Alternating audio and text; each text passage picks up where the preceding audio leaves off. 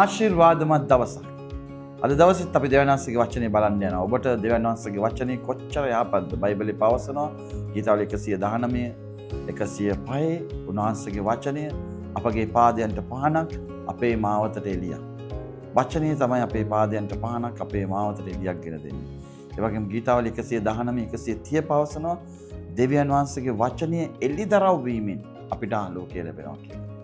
ඔබ නැවත උත්පාදන ලැබුවා දෙවියන් වහන්සේගේ දිහිණියක් ලෙස දෙවියන් වහන්සේගේ පුත්‍රයෙක් ලෙස ඔබට දෙවියන් වහන්සේගේ වචනේ එළිදරව් වීමෙන් තමයි ඔබේ ජීවිතේ ආලෝකය ලැබෙන්නේ. ඒ නිසා ඔබ දෙවියන් වහන්සේගේ වචනේ එළිදරව් කරගන්න. අද දවසෙත් අපි බලමු මතෙව් 7 වෙනි පරිච්ඡේදයේ 24 25. එයින් යමෙක් මාගේ මේ වචන අසා ඒවා පිළිපදීද ඔහු පර්වතයේ පිට තමාගේ ගේ සාදාගත් නුවණ ඇති මිනිසෙකුට සමාන කරනු ලබන්නේය. වැසි වැස ජලය ගලා හුළඟ හමා ඒ ගැට ගැසුවේය. එය පර්වතයේ පිට පිහිටා තිබුණු බැවින් නොඅටුනේය.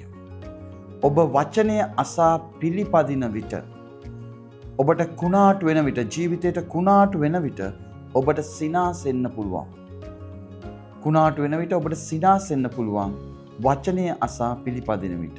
වැසි වැස හුළඟ හමා ජලය ගලා කියන්නේ මේ වැස්ස නෙමෙයි, මේ හුළඟ නෙමෙයි, මේ ජල නෙමෙයි. පරීක්ෂා පීඩා ඔබේ ජීවිතයට එන විට ඔබට සිනාසෙන්න පුළුවන්.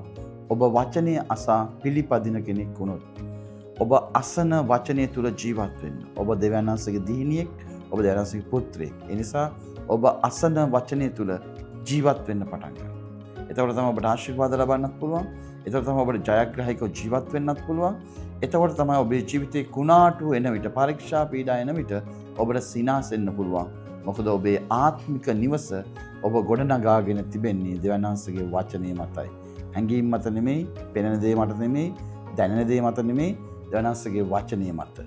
පර්වතයේ දෙවියන් වහන්සේගේ වචනේ. වචනේ මත ඔබේ නිවස ගොඩනගාගෙන තිබ්බොත් ඔබට කුණාටු වෙන විට, පරීක්ෂා පීඩා එන විට සිනාසෙන්න පුළුවන්. God bless you.